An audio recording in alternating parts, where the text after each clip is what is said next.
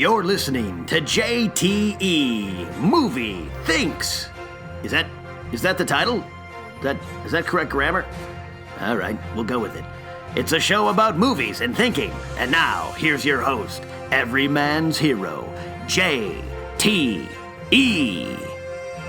What's up, everybody? JT here with a brand new episode of JT Movie Thinks. And today I have one of the guests I've been waiting to have on, the one, the only, Scott Mantz. Hello, Scott. Hello, JTE. Thanks so much for having me on your show. I am so excited to be here. When I got that text from you, hey, can you do my show? I'm like, yes, about freaking time, man.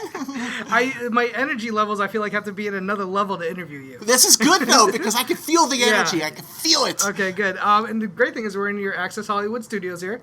We're in the offices, which is really nice. Have you ever been? This is your first time in Access Hollywood? In Access Hollywood, yes. This is my first time. Well, this is where it all happens. This is where all the gossip about the Kardashians and Lindsay Lohan and Paris Hilton, this is where it goes down, of course, brother. Because who doesn't want to know about that stuff? Why do people care? Who cares about these people? Thank God I just talk about movies, because I don't care about any of that other stuff.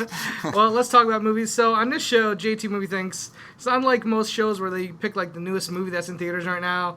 Listen, the Schmoes have that covered. Every other critic out there has that covered. You have that covered. Yes, we do. Listen to Scott Mantz. He's on the back of every DVD you can look at. I like to talk about the movies you watched last. And It's funny, when I started this show, I was like, okay, I'm just going to ask people, what's the last movie they watched? But what I realized while I'm doing the show, a lot of people I talk to review movies for a living. Exactly. And I don't just want to get the latest release. I don't want to talk about Fast 7 even though it just came out. I want to know what's the last movie you watched, like whether it be maybe sometimes it's on a plane, you're flying back from somewhere.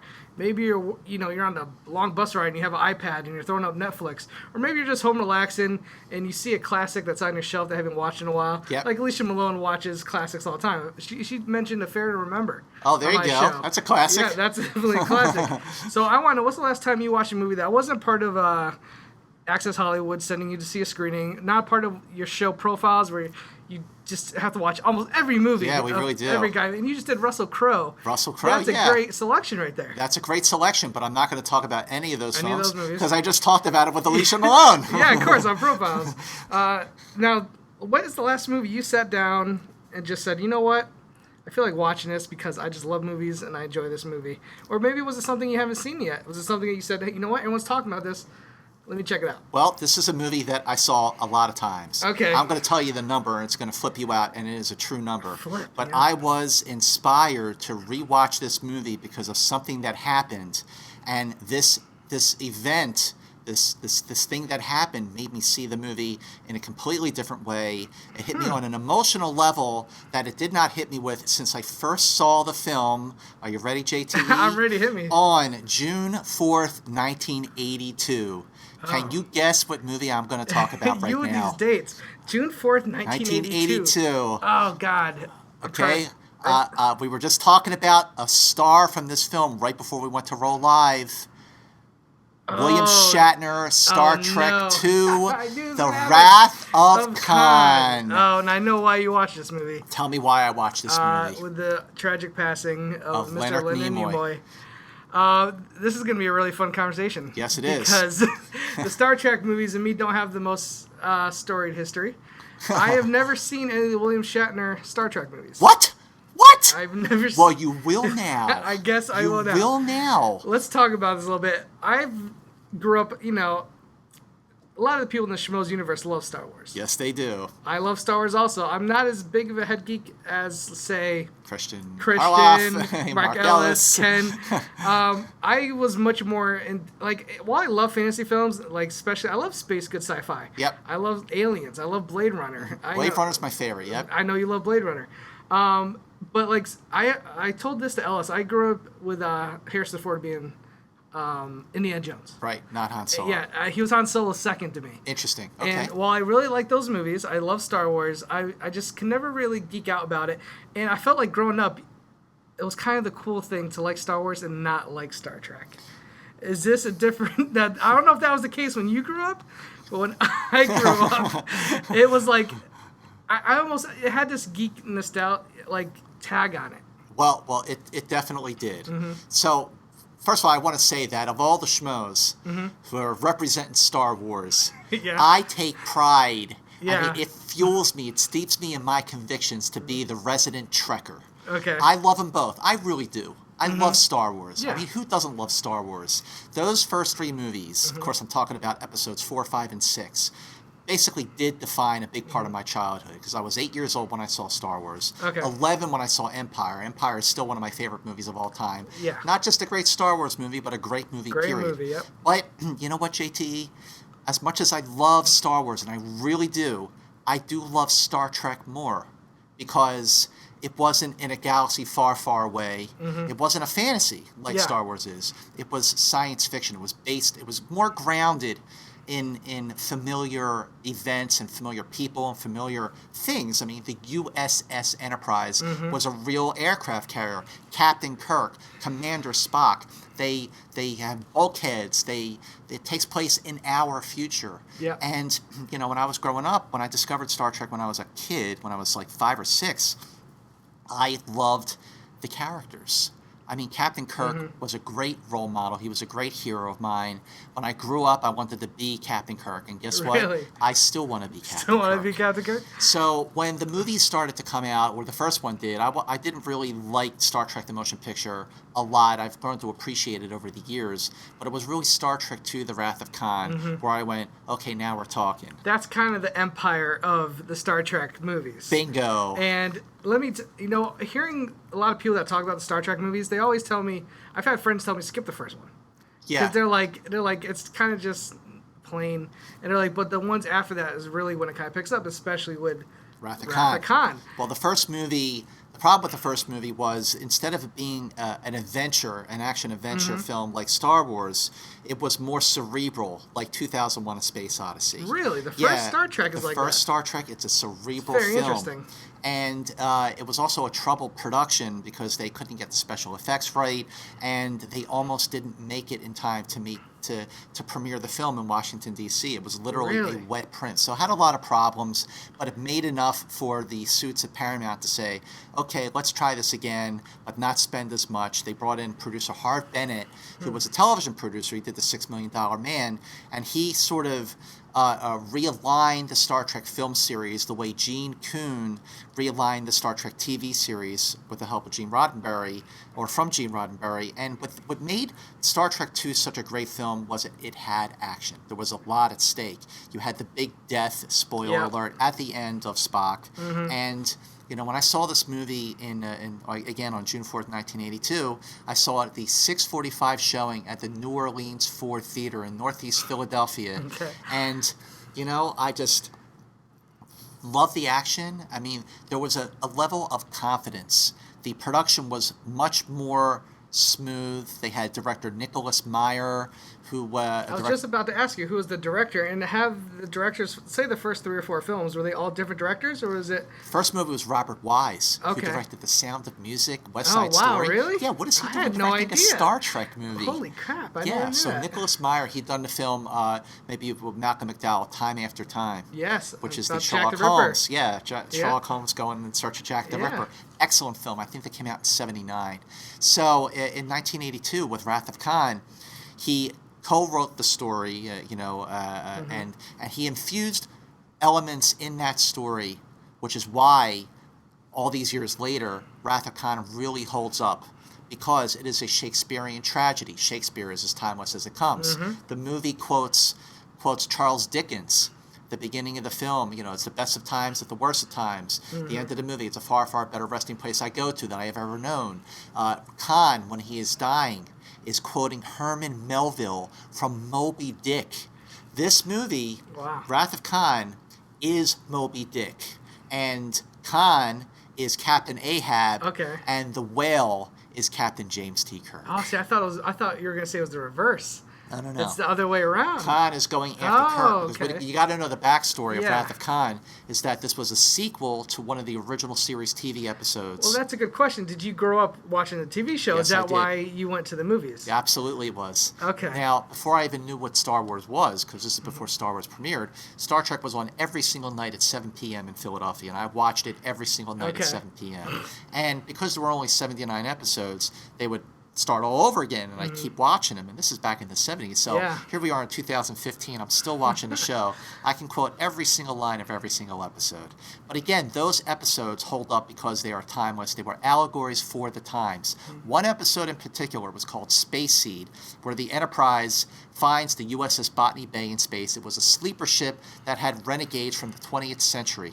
The leader was Khan. They tried to take over the Enterprise. Kirk said, F you, that's not going to happen. He banished Khan and his people on a planet. This was in the TV show. This was in the TV show. So let me ask you a question. In the beginning of Wrath of Khan, do they give you like any of this backstory? They don't really have to. They give a little bit of the backstory where later in the film, Kirk basically says something to the extent that as a man I haven't seen out there in 15 years who's trying to kill me. And that's all you need to know. Okay. Because but if you watch the show, you feel like you definitely get more out of it. Of course. But it's not essential. And you gotta understand too that Ricardo Montalban, who played Khan, was one of the best villains Star Trek ever had, whether on the TV series or in the films. I mean, it was such a fully realized character who stole every scene he was in, Ricardo Montalban. Yeah. And throughout the course of the movie, Khan has escaped from this planet where Kirk had put them in exile, and now he's going after Captain Kirk and now Admiral Kirk in the Enterprise for revenge, because the planet in which Kirk and the Enterprise crew banished him on, the moon exploded, shifted the orbit of the planet, and it killed his wife. Because he killed his wife, Khan is now he's commandeered another starship, the USS Reliant, stole that starship, and now is on a mission of revenge to kill Kirk. Let me ask you a few questions about Star Trek, because like I said, I have not seen any of the films, and this is the one movie I do vaguely remember growing up is the whale one. Oh, yeah. Which I don't know why, but that's like the one people kind of remember that aren't Star Trek fans, because I hear it's a departure from the other films. It was a big departure from the other films. Yeah, the one with the whales. The one with the whales, that's all they say. They don't know that it was called Star Trek IV: The Voyage Home. Okay, that's what it was called. Or that it came out on December 14th, 1986. Okay. They call it the one with the whales because the Enterprise crew came back in time to rescue 2 humpback whales to take it into the future to save humanity in the future, or save Earth in the future. Let me ask you a question. Why do they need these 2 whales to save the future? Well, because this is now you're jumping ahead to Star Trek IV. Yes, because I mean, looking at it on paper, the Enterprise has to go back and save 2. It's stupid, isn't it? It's so stupid. On paper, it sounds stupid. If I was a studio head and somebody came into me and said, we're going to pitch a film where the Enterprise crew goes back in time to save 2 humpback whales, I would have been like, get the hell out of here. What are you talking But here's about? what happened. A mysterious probe came to Earth and started emitting a signal, and no one was on Earth who could decipher the signal and send a response. Okay. And the signal was creating all sorts of mayhem with the Earth's weather patterns and the environment. And unless somebody responded to this signal from this mysterious probe, all of humanity on the Earth was going to be destroyed. So they need the whales to talk? Now jumping it back a little to Star Trek III, that Kirk and Spock and McCoy and the rest of the higher-ups on the Enterprise crew were going back to Earth in a captured Klingon vessel to face trial for stealing the Enterprise and rescuing Spock in Star Trek III. Okay, but what you need to know is that on the way back, they get this signal from the Earth. It says, don't come here, avoid the Earth at all costs. And so Kirk and Spock, they're trying to decipher the signal, and using the computers on the Klingon vessel, which I never understood how they did this, they figured out that the signal was being aimed to humpback whales. The signal was being aimed to the Earth's oceans. Well, in the 23rd century, where Star Trek takes place, there were no humpback whales left alive because they were extinct. Okay. So they're like, so what you're telling me is that the only way that humpback whales are going to respond to the signal is if we go back in time and bring them back to the future. I mean, what was this guy smoking when he came up with this plot? You remember the film? A lot of people remember this movie. I think as I was a kid and I liked whales. And it's also what made Star Trek IV the most successful of all of the Star Trek films. Yes, I did not know that. It made $114 million. No way, okay. Which for 1986 was very, very good. Yeah. And up until Star Trek 2009, it was the highest grossing of all the Star Trek films. And that's because it took place in the present day. Yes. You didn't have any Klingons. No, you really didn't have any Klingons. But you didn't have any of that 23rd century sci-fi jargon. There was a lot of humor. And it was all about the characters. And, stripped away of all the technology and the terminology, Star Trek really is about people. And Kirk, Spock, and McCoy, they're just such great characters. So as somebody who has not watched Star Trek movies, and if I wanted to go back and watch them, if I start at 1, how far should I go? If you're going to start at 1, I would skip over 1 and start at Star Trek 2. Don't even start 1. There's Don't really even nothing bother, there. because if I'm going to get you into Star Trek JTE, I'm going to tell you to watch Star Trek II: The Wrath of Khan. Okay. And you don't really need to watch the episode that it's a sequel for. Gotcha, understood. If you want to, it's on Netflix. The episode is called Space Seed. But you don't need to watch the episode. Okay. Start with this film. It is. And from there, do I go on to the rest? Like, should I go 3, 4, 5? How many did Shatner Here's what you should do? Here's what you should do. Go Star Trek II: Wrath of Khan, Star Trek III: The Search for Spock, Star Trek IV: The Voyage Home. Yes, That's the big trilogy of it. the original films. That's the 3. Those are the 3. Okay. Star Trek V was awful. Okay. It was the one that Shatner directed, and even I can admit really? it's bad. Star Trek VI is very solid. Star Trek VI was the last of the movies to feature the entire original cast. Okay. Kirk and Scotty and Chekhov showed up in Star Trek Generations, which was Star Trek VII, but that movie sucked. Yeah. Star Trek VI is good because it was like an allegory for the Cold War, or the end of the Cold War, and what made Star Trek so great as a series was how a lot of those original episodes were allegories for the times. You had episodes dealing with war, with Vietnam, with the Cold War, Really? with the hippie movement. Okay. I mean, with racism and rioting and hippies. There's like the horrible episode called the Way to Eden. But Wrath of Khan is really a movie. Most people like Star Trek 4 because it was the most commercially successful. But Star Trek 2 is the Empire Strikes Back of Star Trek movies. You don't need to like Star Trek to love Wrath of Khan. Okay. And the reason I watched it again, like we pointed out, was because Leonard Nimoy died. And I'd seen the movie so many times that it was really only the first time that it really, really got to me back in '82. I remember being in my bedroom after seeing the movie, like I was crying, and my dad was like, "What's wrong?" I said, "Spock died!" And he goes, "Don't worry, he'll be back." Of course he was. Yeah. But the end of Wrath of Khan ends with the death of Spock. And the scene between Leonard Nimoy and William Shatner is really the finest acting that both of them ever did. And even though I haven't seen the movie, I've seen that scene only because in the remake, Star Trek Into Darkness. Oh, God, don't get me started. We got to get into this a little bit. Oh, JTE, no! Because I heard so many people talk about how they reversed it. And I was did. like, okay, so I went back, I think on YouTube, and I just watched that scene because I wanted to compare it to the Into Darkness scene. So as somebody who's such a big fan of Wrath of Khan, how did I feel about that? Were you able to detach yourself from the originals? I wasn't. No, really? No, I wasn't. JT, when I was watching Into Darkness for the first time. Talk to me. Okay. This is full. I'm being I completely hear honest it, as a Trekker. Good. Star Trek 2009 was great. Yes. Star Trek 2009 wasn't just a great Star Trek movie. It was a great movie, period. Great. It was a Star Trek movie for people who don't like Star Trek. Star Trek Into Darkness I thought was okay. A little too much action. Didn't have the magic of the first movie. But where it really blew it was the end. When I realized what was going on and how they reversed, they had a role reversal of who was in the radiation chamber to save the Enterprise. And I literally was watching it going, oh no.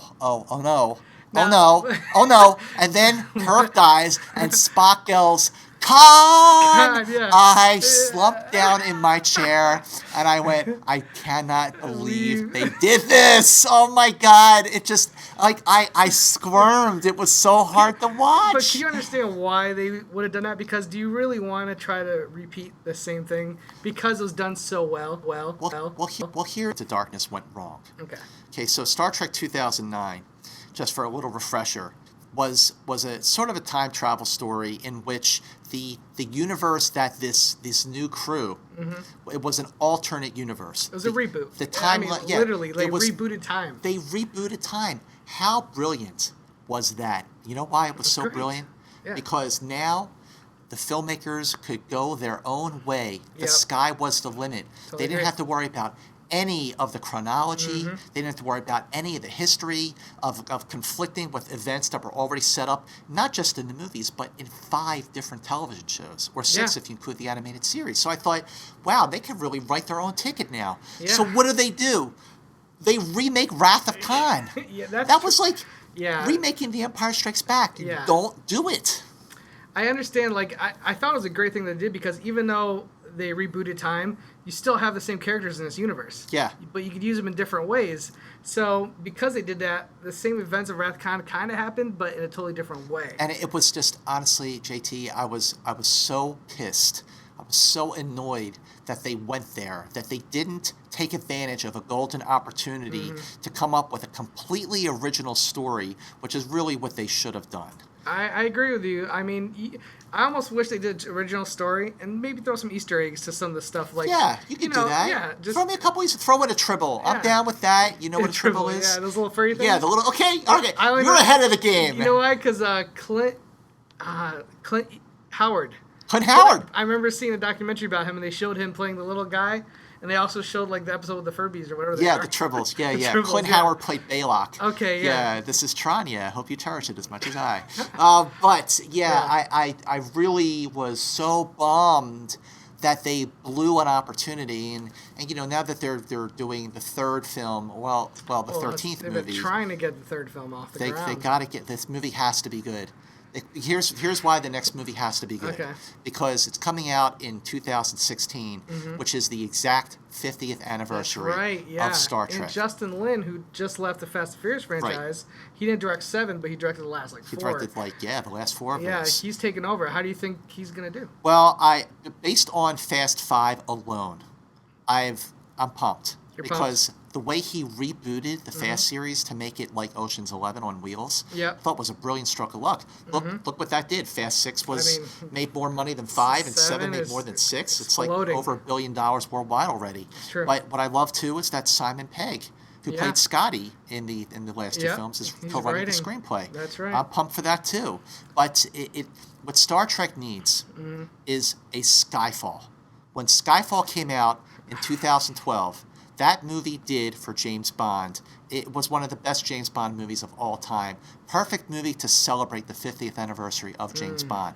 That is what Star Trek needs. It needs a movie that is going to be like Star Trek 2009, that will appeal to people beyond just the Trekkers. That's interesting, because J.J. Abrams, when you watch those Star Trek movies, they feel like J.J. Abrams movies. Yep. You see Mission Impossible 3, you could tell the same director did it. Totally. He has a style. Yeah. Justin Lin, I'm curious to see him outside of a Fast and Furious. Me now, too. he started off in an independent film. He made a movie called Better Tomorrow. Oh, Better Luck Better Tomorrow. Luck Tomorrow. Better Luck Tomorrow. Better Good Luck movie. Tomorrow. Very good John movie. Cho was in that film, and he plays Sulu in Star Trek. And Han was in that movie. Yep. He was in the Fast and Furious movies. Uh-huh. So I know he's got a good eye for, not Character. just character. Exactly. Yeah, Good yeah. character. And the cast of Star Trek is just nothing but characters. So I'm just hoping to see. Listen, we know he could pull off the action. What I love about Star Trek is the characters. And that's why watching Star Trek Into Darkness, I felt like they tried so hard to make it a bigger movie. And on a spectacle level, they did. But they robbed the movie of the magic because of the character interplay that made 2009 so great. I love Star Trek 2009. Me too. My God. So good. I mean, it's just like I had people. Okay, that movie came out in 2009. All right. Yep. So in 2011, I went to my. Dating myself here, I went to my 25-year high school reunion in Philadelphia. Okay. So I've left Philadelphia in 1991. I've been there a long time. So, a lot of people there, they know that I'm, doing well out here and on Access Hollywood now and everything. And this guy, Todd, comes up to me, big guy, puts his arm around me and he says, Mantz, I know I used to pick on you for being a Trekkie and everything. Oh, really? Okay. But that last movie was great. And I went, about freaking time. Way to go, Todd Capriotti. Well, here's the thing. J.J. Abrams is doing the new Star Wars. Yeah. And you could tell he was trying to make those Star Wars type adventure movie. Definitely. Like, here's the thing. Like, growing up, Star Wars was rock and roll, man. It was big hair, rock and roll, lights and smoke going everywhere. The Enterprise in Star Trek was more like, jazz music. It was just very calmer. Jazz? It felt older. Okay, why don't we do it this way? Why don't we call Star Wars rock and roll? Why don't we call Star Trek pop? How's that? Here's why. Because it's like the Beatles and the Stones. Okay. I love them both. They are my two favorite bands of all time. Okay. But obviously, as you know, I love the Beatles more. Same thing with Star Trek and Star Wars. I love them both. I really, really do. But I love Star Trek more because it hit me at an earlier age, and the characters were more relatable to me. Again, going back to Shatner's performance as Kirk, it's the best. And there was more of it, and I can't fault Star Wars for having 6 movies, but, there's this whole extended universe now. But really, with Star Wars, there were 6 movies. 2 were great. 1 was good, and I'm sorry, 3 were bad. Yeah, 3 were bad. I'm still looking forward to episode 7. You'll get an argument from me in there. Yeah. And here's the thing the reason why I'm actually looking forward to watching these Star Trek movies is I was always more of, I love movies about characters. That's my favorite movies growing up. One of my favorite movies all time growing up, One Flew Over the Cuckoo's Nest. Rocky. Oh, there you go. Rocky. I mean, Raging Bull, Taxi Driver. Movies that, are about the character. We really get to know a person. As much as I love Star Wars. Yeah. Their characters are caricatures. Han Solo's just a cocky swashbuckler. Right. The new kid who does, is learning how to fight. The queen who's sassy. There's not a lot of depth, in my opinion, to Star Wars characters. I agree. They're caricatures. And Star Trek, if you're telling me they get more into the actual character of the person, they do. I think I would really enjoy it. I think you would. Now, in fairness to Star Wars, the first film being Episode 4, A New Hope, that was. I mean, look, it was a that movie did for movies what the Beatles did for rock music. I mean, it changed everything. That's the thing. I'm not talking. But you're right about the characters. I'm talking about the characters. The characters were one-dimensional. No, one-dimensional. What made them better was The Empire Strikes Back, because then you have the whole backstory with Luke and his father, and Luke gets the shit kicked out of him by Darth Vader in the Cloud City, and you have the romance between Han Solo and Princess Leia. There's a lot of darkness going on in Empire Strikes Back. The characters became more fully realized in The Empire Strikes Back. But Wrath of Khan is about characters. It is about one character who is so blinded by revenge that he's putting his own people at risk and will stop at nothing to get his revenge against Captain Kirk, or Admiral Kirk now. He's an admiral. Admiral Kirk is dealing with a lot of issues himself, because back in the 60s he was Captain of the Enterprise. He was like a space cowboy. He was a man of action, a man of passion, and a man who just always knew the right thing to say and do. Well, now he's older. He's an admiral. He hasn't commanded a starship in a long time. Yep. So he's having a midlife crisis. Okay. I mean, he really is. I got you. How old was Shatner when he filmed those movies? Let's see. He was 35 when he filmed Star Trek, and that was so he was close to 40. So he was over 50. Oh wow. Yeah, he was over 50. He was like 52. Maybe that's what added to the feeling like it was for older people, because the actors were much older than. But in Star Trek 2, Kirk in particular is dealing with not only just trying to figure out what he's going to do with the rest of his life, but he's dealing with age. Yeah. He's I guess you could say he's getting back on the Enterprise, is helping him recapture his youth, but he's feels old and worn out because he hasn't been commanding a starship.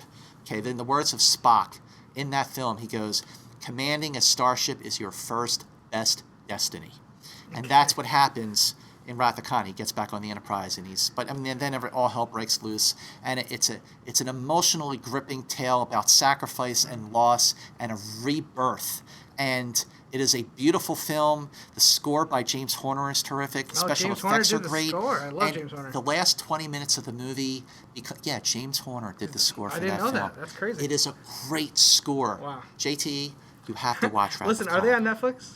Yes, they are all on Netflix. I'm going to watch the trilogy that you told me to watch. Yes. I want to watch 2, 3, and 4. Oh my God, I cannot wait to talk to you after you watch these movies. We will talk about it afterwards. Let me ask you one more thing. Yep. Now, I asked you what's the last movie you watched. Because it's relevant to this conversation, I'm going to tell you the last movie I watched 2 nights ago. Tell me. I watched Galaxy Quest. Oh, what? Oh, that's great! Now, we could do a whole episode on Galaxy Quest, so we won't get too much into it. But I love that movie. I love Galaxy Quest. And it shows you, even though I haven't seen the show really, I never really watched the movies. I only knew Star Trek from growing up because it's around. For me to enjoy that movie that much, and just kind of knowing the little I did about Star Trek, I think that movie is just That movie, genius. it is absolutely genius. It's brilliant.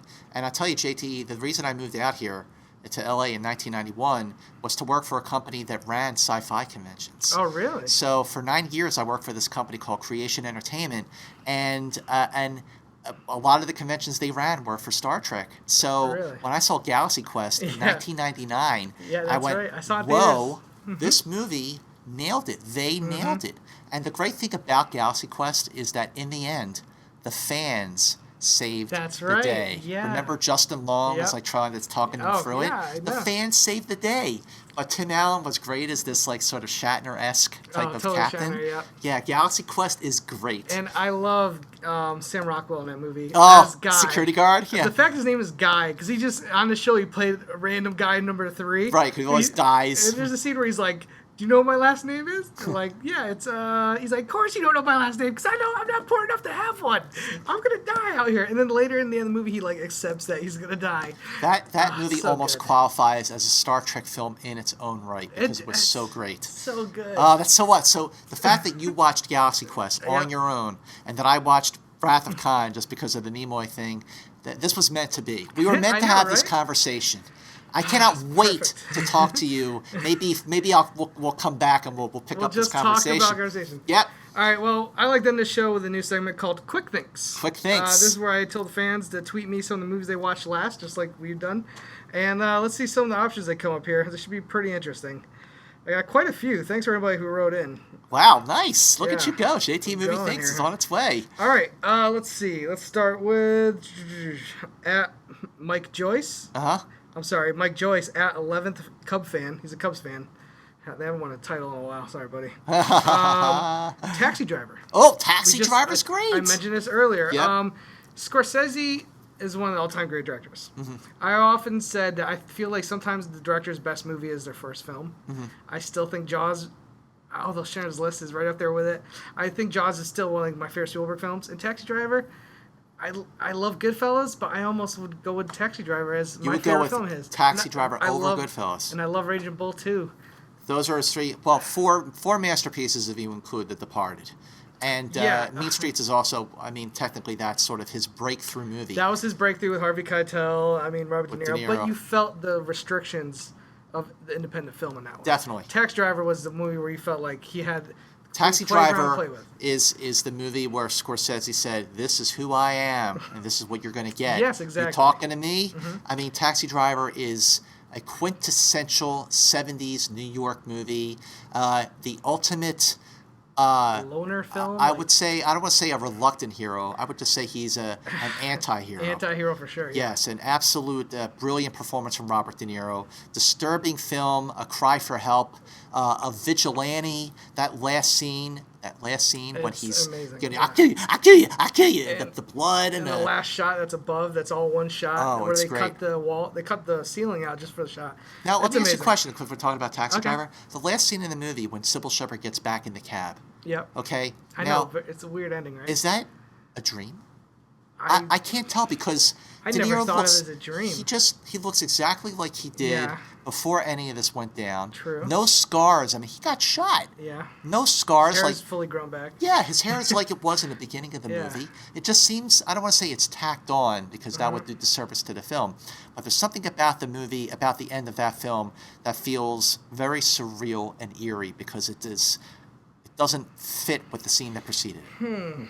That's a weird. I almost saw it as a way of saying that he's back to not normal, but back to what people would consider him to be normal. Yeah. Because yeah. after that situation and getting the letter from Jodie Foster, I think it just kind of shows you that he's in a better place. And how great is that score from Bernard Herrmann? Oh, amazing. Oh, it's so awesome. All right, let's move on to Greg Nathan.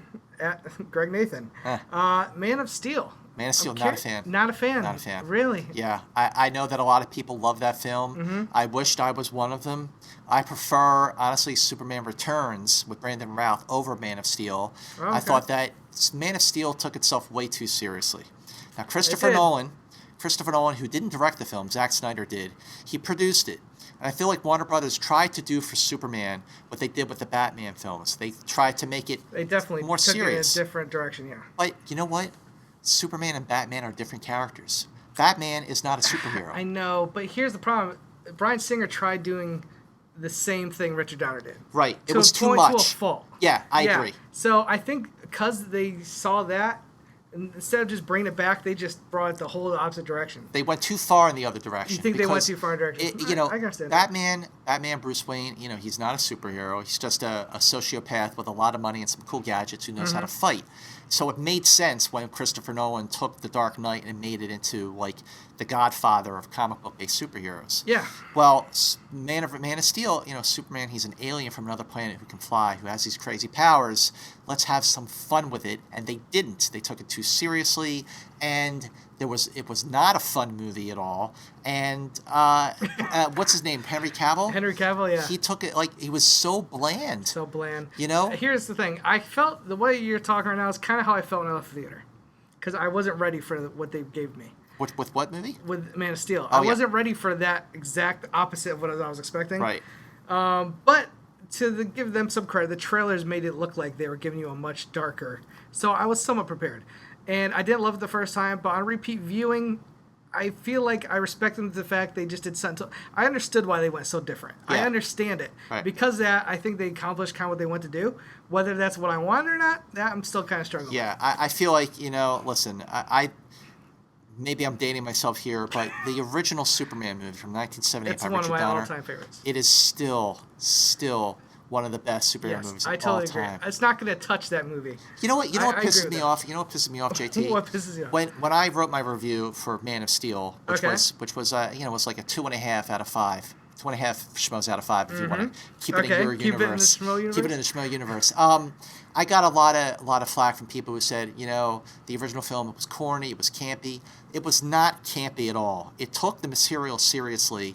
It was the first real big budget studio superhero movie. I agree. And yes, some of the cast. special effects with him flying now look a little dated, but Christopher Reeve, what a performance. Not just as Superman, but as Clark Kent. I mean, he is, yeah. And it's funny because when you watch Superman Returns, and I can't really say this about Man of Steel yet, but like Brandon Routh put on those glasses, he was just Superman wearing glasses. Yeah. When Christopher Reeve was Clark Kent and Superman, they looked like two completely different people. Absolutely. Because he acted with his body, and every mannerism was just perfectly detailed. And I understand how, I don't see it as, cheesy movie at all. That's why they cast Marlon Brando, who's one of the most biggest actors of time. That's why they cast Gene Hackman, came out French Connection, all these other movies. Superman they the movie. They had the best actors. Exactly. Superman the movie, the first Superman movie. It was like 3 movies in one. You have the far out stuff with Marlon Brando as Jor-El. 70s sci-fi. And then you have the sort of Douglas Sirk stuff. Kind of like a John Ford movie. In almost. Smallville. Right, exactly. And then you have York, His Girl Friday in New York, that snappy banner. I mean, it's so great. A good reporter doesn't get great stories, Jimmy. A good reporter makes them great. Oh, it's just so great. The Margot Kidder is Lois Lane and Jimmy Olsen great and comedy. Perry White. Perry White, exactly. He is, in my opinion, the fastest typist I've ever seen. I mean, there's some great comedy in that movie, and it's Gene Hackman is Lex Luthor. Best Gene villain Hackman. ever. Yeah, Best. He's the so best. All right, I can talk about Superman all day. Yeah. We'll do one more here. Dylan Campbell at Dylan Campbell says Pain and Gain. Michael independent Bay's film. low budget movie. Yeah. Okay, here's what I got to say about Pain and Gain. Okay. For the first hour, I thought, okay, this is good, this is decent. I'm into it. The characters were definitely interesting and engaging, but it was too damn long. It was too damn long. It should not have been as long as it was. It went on way too long. I think I saw that film. It came out in 2013? I'm trying to write. I actually went to the premiere for this movie. Okay, yeah. I was able to score some tickets in LA. Yep. If you know some people or if you know the right companies to go through, you get tickets. Right. I went in there, saw Michael Bay was there. Mark Wahlberg walked in during the movie. He didn't come during the red carpet for some reason. Or he probably did. I just didn't see him. And I brought my sister at the time, and we're watching the movie, and we're just like, okay, I'm ready to give this movie a chance. Yeah. I went with open mind. Uh-huh. I was just so happy that he was doing something else than Transformers. And literally, like you said, it went on way too long. And you felt it in the theater. Yeah. The movie, when you're at the premiere and people stop laughing at the jokes, you know you're in trouble. And that's what happened. And that's what happened. Like, you heard the audience just get tired of it. Yeah. And I'm at the premiere. They should be fake laughing at this point because Bay's in the audience. And I remember my sister walked out of the theater and we were just like, that was horrible. And then Michael Bay came out and I got a picture with him. And I didn't, of course I didn't say I hated the movie. I didn't even say anything. I said, hey, can I get a picture? He said, sure. So I took a picture with him. And Rob Corddry was there. I got a picture with him. But it would have been so much better if the movie was actually good. Yeah, I agree with you. If that was an hour and 40 minutes, it actually would have been a really good film. As it was... Yeah, it feels like 90 minutes. Yeah, a movie like that should not have been as long as it was. But, Michael Bay's movies are not short. What are you going to do? Yeah, all right, we're going to do one more. Let's do it. And this is from Eric, and is at Ericer1416. Last movie he watched was 500 Days of Summer. Oh, I love that movie. First time watching it, loved it. Probably my favorite rom-com of all time. It is my favorite rom-com. Who's that? What's his name? His name is, oh, I got it. Eric. Yeah. Eric, you rule. Eric, you rule. I love 500 Days of Summer. It is brilliant. It is clever. This is a movie that jumps around in time, but brilliantly has a forward-flowing narrative. It is charming, delightful. It is heartbreaking. Zooey Deschanel and Joseph Gordon-Levitt are brilliant in this movie. It is wonderful. I saw this movie at the 2009 Sundance Film Festival. Oh, you did? You saw it at Sundance? I saw it at Sundance in 2009. And the screening started at 9:45, and my publicist friend was like, you got to see this movie. You're going to love it. I was like, Emmy, I don't know. I'm really tired. I've been on the go all day. Says, trust me. I went. I sat right next to one of the screenwriters, Scott Neustadter. I didn't realize it was him until after the movie was over. So here's the great thing.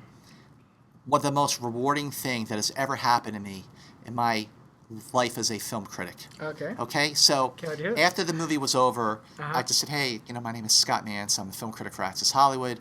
This is a terrific movie. He's like, oh, thank you very much. That was it. I went on my way. So then the movie opened in July of that year, when it opened in theaters in July.